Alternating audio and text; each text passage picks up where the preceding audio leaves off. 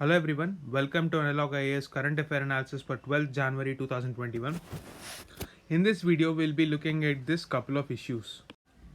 India was recently elected as the non-permanent member on the United Nations Security Council.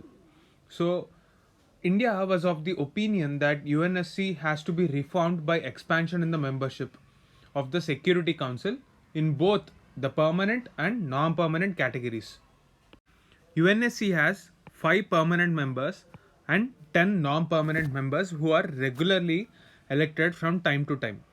These permanent members include China, which is blocking the entry of India into the permanent membership. We have France, then we have UK, Russia, and finally USA. So the permanent members have a sort of a veto in deciding whether a particular decisions can be taken or not. So in certain scenarios, like in the case of example of Syria, China and Russia vetoed 4 draft resolutions on Syria since 2011. US has used its veto power 42 times on Israel issue.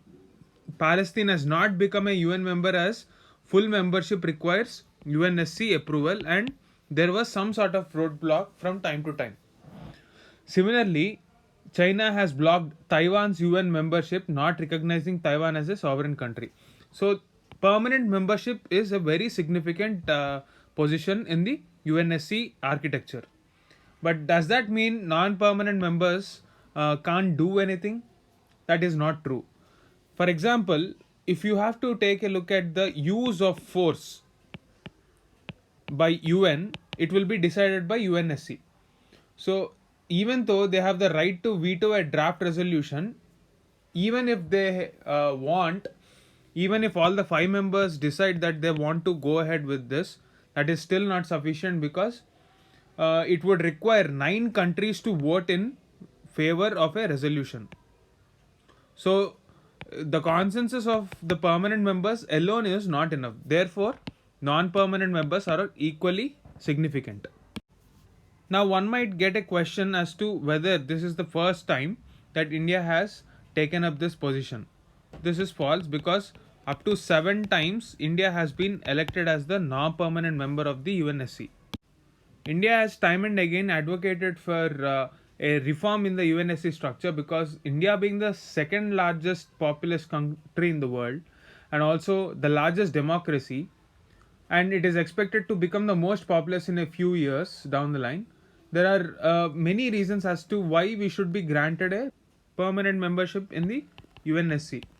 So, India did acquire the status of a nuclear weapon state in May 1998, which also makes India a natural claimant as a permanent member because all these countries were made permanent members because of their nuclear weapon accessibility.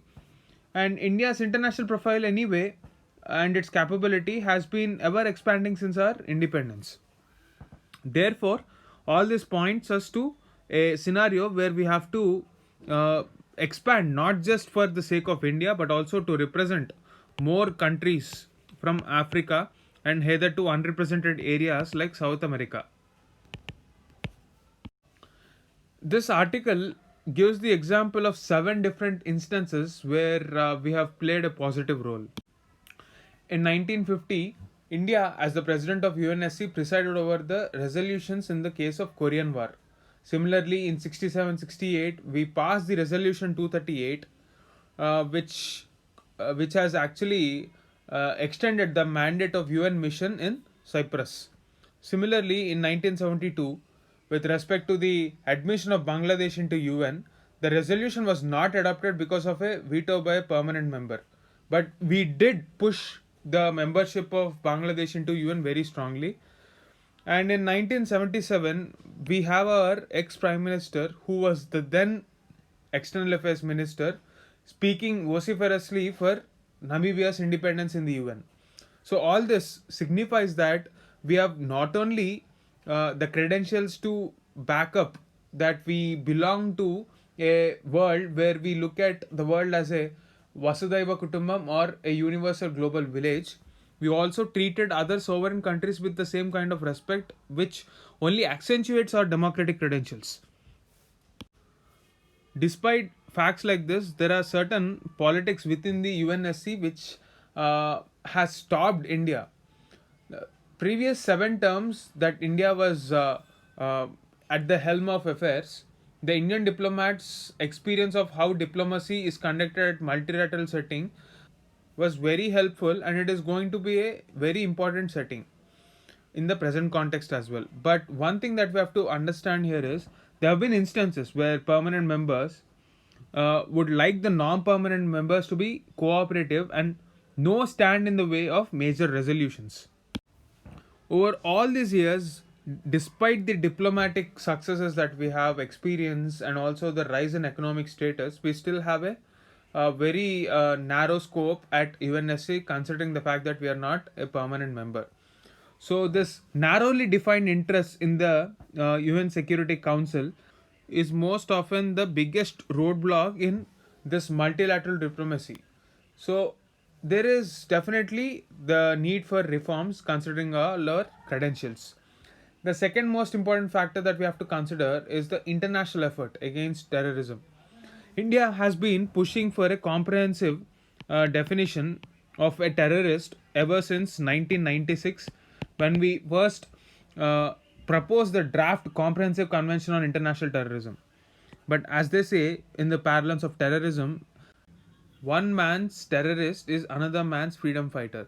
So, a lack of uniformity on definition has hampered progress on this, and at least in this term, we are expecting some concrete conclusion for this issue. India worked closely on enlisting Pakistan based terrorist Masood Azhar in UNSC's 1267 resolution. So this was concerning Al Qaeda and ISIS terrorists. Similarly, we have the China challenge, which is actually bothering not just India but also the entire countries in the Asian belt.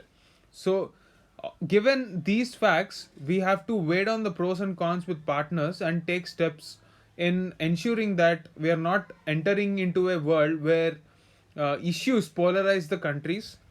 Rather, we have to stick to our strength, which is bringing together countries and ensuring that we all walk together on a common platform, and all the possibility of criticism, especially on the human rights and human rights issues, should be addressed by our presence in the United Nations Security Council. So that is the gist of this article. This article, taken from the Hindu, is about how the pandemic has been destroying the tourism industry and why luxury ships, or luxury liners as they are called, are being dismantled. So we are not just confining our understanding to just the pandemic and its impact on the tourism industry. What I wanted to address in this particular issue is the importance and the world share that we have in shipbuilding industry. India is the leader in the global shipping recycling industry with a share of nearly 30% of the market. So, in this context, the Union Cabinet has recently approved the proposal for enactment of the Recycling of Ships Bill. So, this bill restricts and prohibits the use or installation of hazardous material, which applies irrespective of whether a ship is meant for recycling or not. However, there is a caveat that this restriction or prohibition on the use of hazardous material would not be applied to warships or non commercial ships operated by the government. The next thing is, in this context, there is something called the Hong Kong Convention, which is very important for our preliminary exam. So, shipbreaking is a process of breaking down a ship, and it is generally done when it is completing its life tenure. Because of the fact that in the beginning of the pandemic outbreak, it has led to a situation where in one of the ships it has witnessed a COVID outbreak, which eventually led to 7 deaths as well.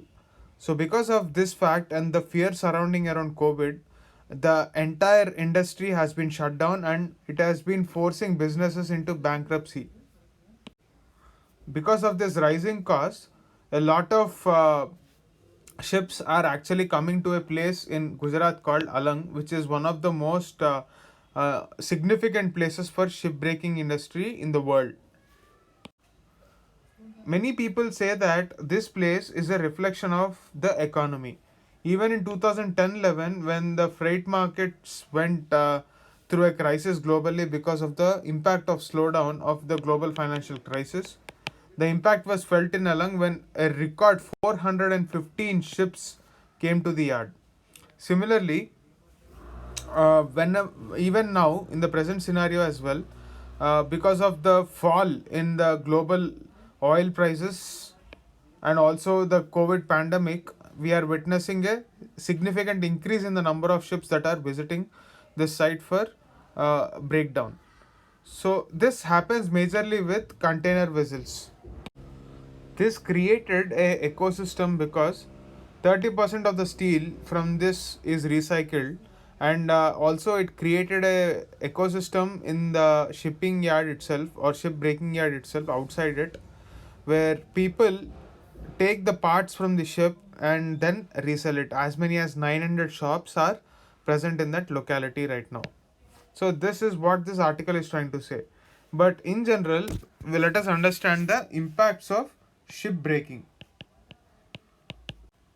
So this is one of the most hazardous job in the world because ships are used to carry radioactive materials, toxic waste, and extremely poisonous chemicals.